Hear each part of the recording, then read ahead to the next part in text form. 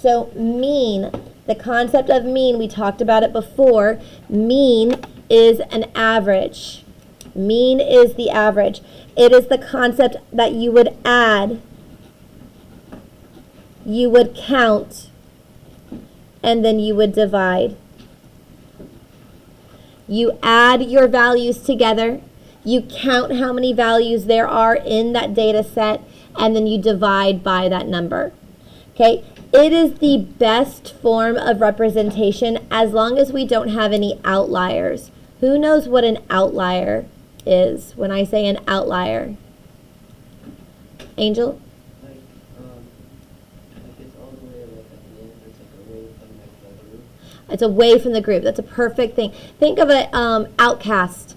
When you think of somebody who's been outcast, you think of somebody who's been pushed away from the rest of the group or the rest of the setting. It's the same thing as an outlier. An outlier is a number value that is either very, very, very small in comparison to the rest of the numbers, or very, very, very large in comparison to the rest of the numbers. So it kind of stands way far out on the number spectrum. So when we are talking about identifying mean, the average, we like to use mean to describe our average or to describe our population as long as there isn't an outlier that exists.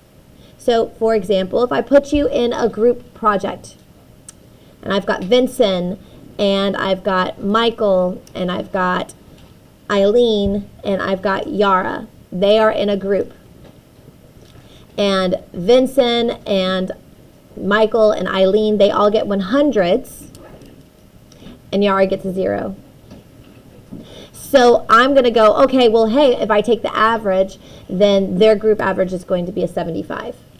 Is that fair to Michael and Vincent and Eileen who got a 100? No. To say that, hey, all right, I know you guys got 100, but I'm averaging your group together, and therefore you're going to go ahead and get a 75. It's not fair to them, and it's also not a very good representation of Yara who got a 0, and now I'm giving her a 75. So mean, in that sense, is not a very good representation. You would then want to use the median, and we'll talk about that as soon as William is done. It does, you're just putting it in the wrong one. Huh?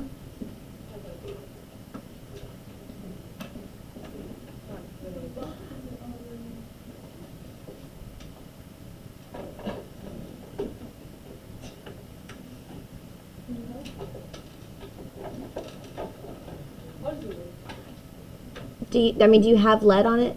Well, I mean, like, Can it write, or is it broken? I mean, you can write, but like, you can like, there we go. Catch. There you go. Okay. So, write this down. It is the best representation.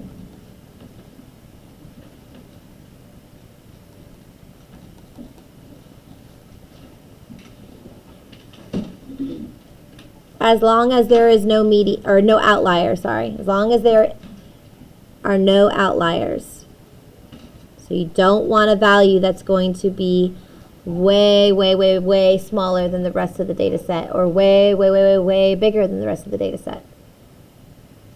Okay, now, if there is an outlier involved, then we use median. Median is also a form of measuring an average for a group. Okay, so a lot of times what you'll see when they're doing a comparison of cost of living, housing market, in a neighborhood, they don't ever say, oh, the mean cost of the homes in the neighborhood. They say median, the median cost of the homes in the neighborhood, because the median cost is the one that's going to be the most accurate, because in a neighborhood you could have a home that sold for a really large amount because maybe the homeowner who was selling it renovated the whole home and they put the top-notch appliances and the best countertops and the best flooring and all that information into there, and so now this home is selling for like 1.2 million when the rest of the homes in the neighborhood are selling for like 550,000. Okay, or you could have a home that got foreclosed on. A lot of times when homes get foreclosed on, they get sold at very, very, very low prices because the bank is the one who's trying to sell it now. not a homeowner. When homeowners are trying to sell their home, they're trying to make the most out of their money.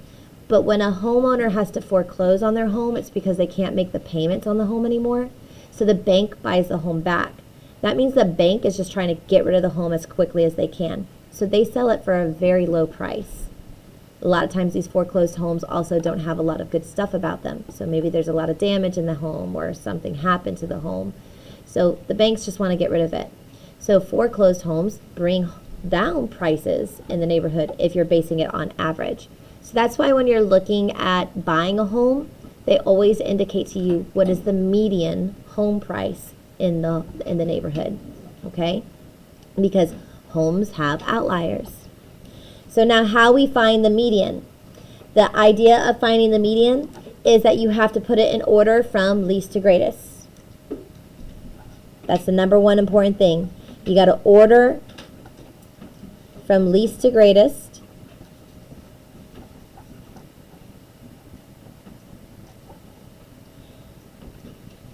And then you're going to find the center.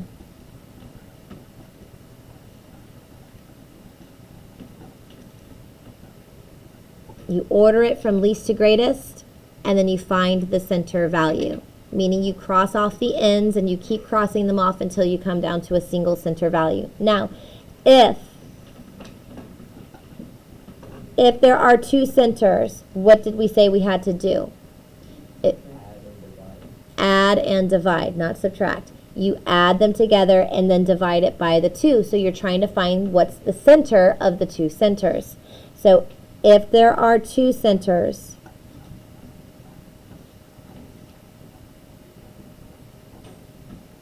you will add and then divide by 2.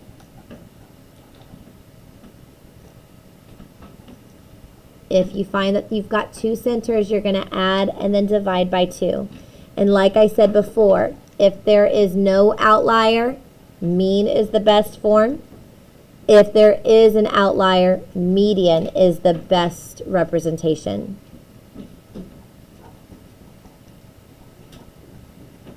If there is an outlier,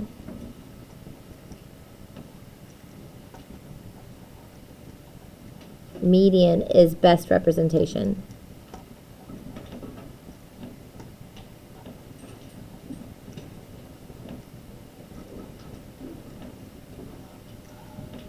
If there's an outlier, the median is going to be the best for the representation.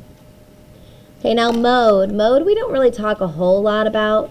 We don't really use it a lot when we're talking about comparisons of data points or of populations, just because it doesn't really give us much, except for the fact that there's a value that might repeat or occur often.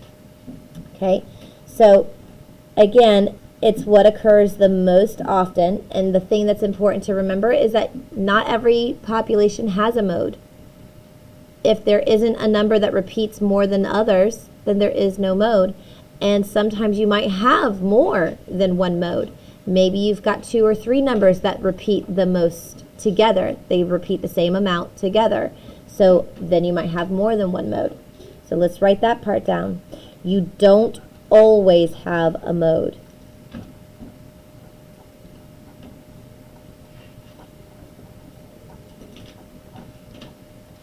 And then sometimes you might have more than one mode.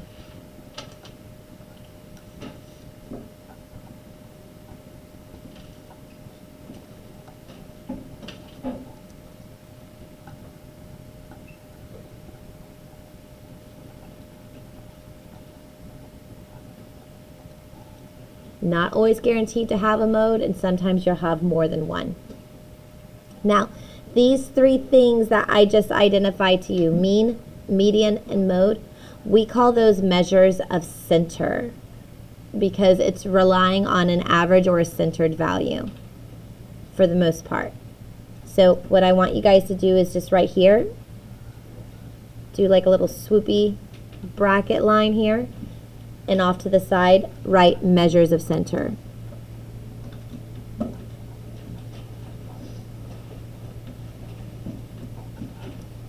So measures of center is another way of just identifying averages.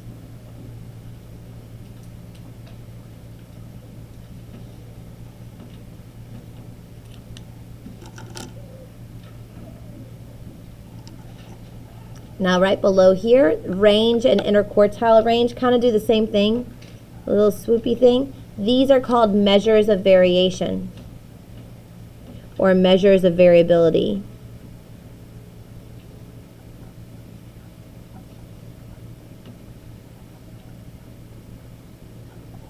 Variability or variation talks about how the numbers change or are different or are spread out or are condensed together.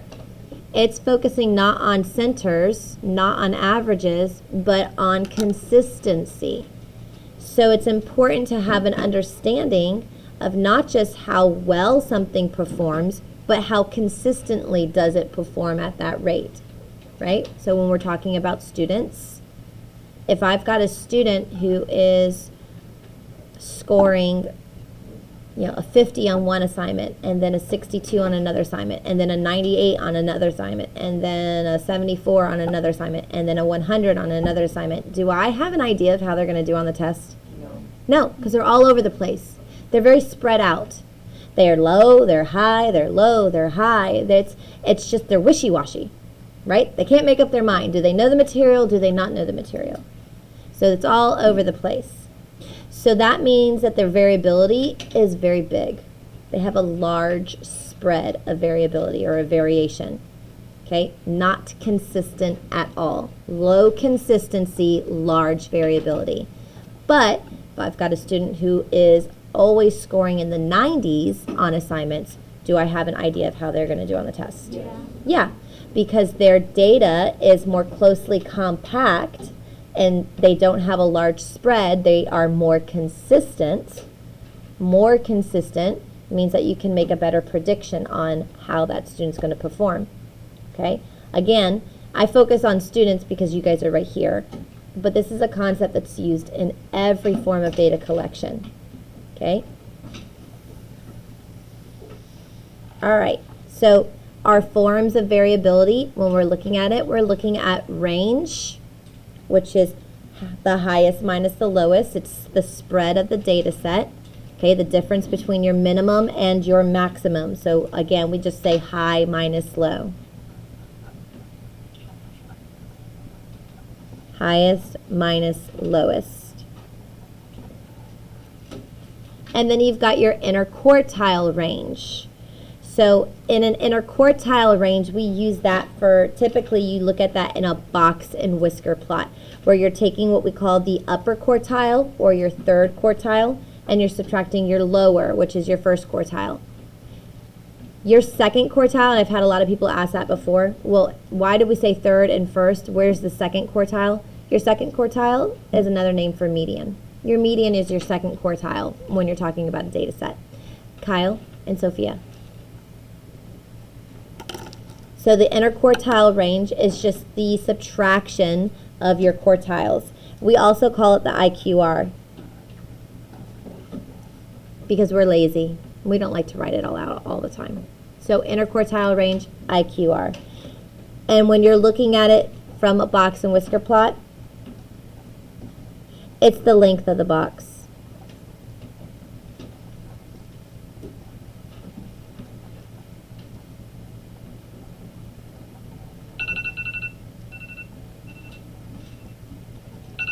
So if you're looking at a box and whisker plot, it's the length of the box. Okay, we're going to go off to lunch, and then we'll come back and we'll talk about the box and whisker plots.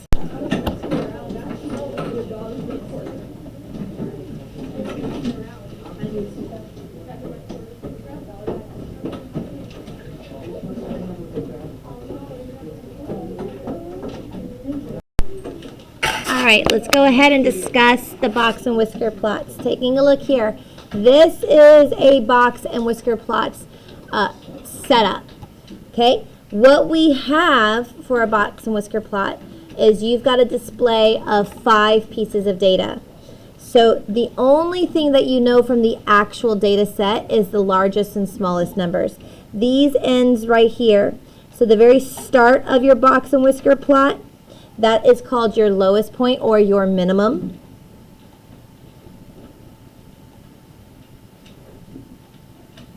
So it's your smallest value on the data set. Then at the very far other end, the right side end, you've got what's called your maximum or your highest value.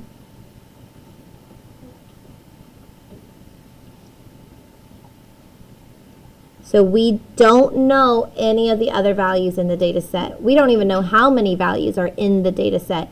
We just know minimum value and maximum value, and then we know quartile values. So the value that is smack dab inside of the box, that line that's on the box, is it centered? No. But we always know median to be the center value. But this is not in the center of the box. Okay, depending on the data set will determine where within inside of a box it's going to go. It might be in the center. It might be skewed more towards the left side of the box. It might be skewed more towards the right side of the box. But that is your median value.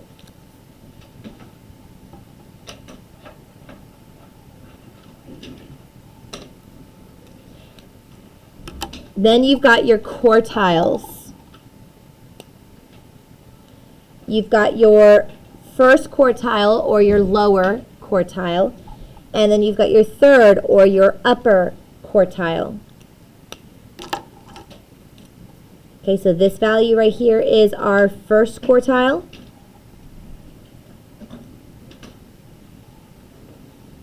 This value at the end of the box is the third quartile, and like I said before, your second quartile is the median. The median would be that second quartile. And the reason we call them quartiles is because what we basically have done is we split the data up into 4 sections. Are the 4 sections equal in size? No, but they are equal in in a percentage. Okay, meaning that from your minimum value to your first quartile, that represents 25% of your data set. 25% of your numbers fall between these two values. 25% of your data set falls between the first quartile and the median. That's 25%. 25% of your data set falls between the median and the third quartile. That is also 25%. And then from the third quartile to your maximum value is another 25%. So what this shows us is our lower half, this 25 and this 25, is more closely compact than our upper half, which is more spread out, meaning that the lower set of our data set is more consistent in values than the upper part of our data set. Okay? So it shows us the variability or the spread or consistency in a data set. The more closely squished in your box and whisker plot is, the more consistent the values are. The larger spread out the box and whisker plot is, the least consistent the values are going to be. And lastly, like I told you guys before, from our first quartile to our third quartile, this whole thing represents the IQR, the interquartile range.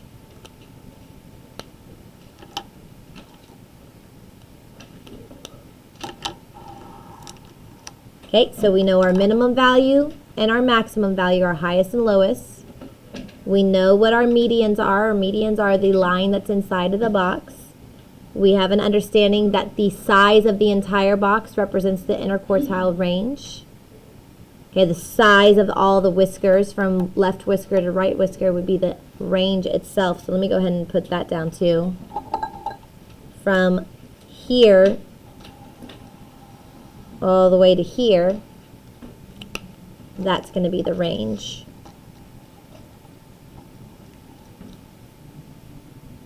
Okay, and then each of these little splits represents 25% of your data set. Each of those splits is going to represent 25%. Okay, so based off of that, what we're going to do is you're going to get logged in, and you're going to do an IXL on box and whisker plots, just box and whisker plots only.